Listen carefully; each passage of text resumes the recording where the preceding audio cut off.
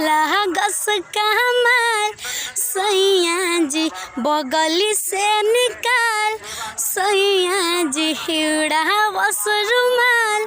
सैया जी पातर करी हैया डोले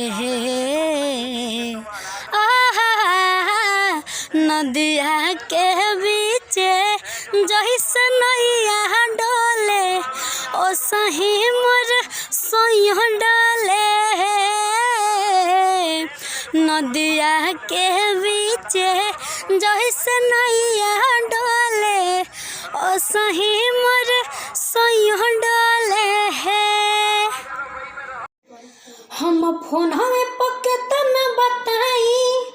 हम मनावा के कैसे मनाई हम फोन में पके तन बताई हम मनावा के कैसे मनाई बहे जब जब पुरवैया हो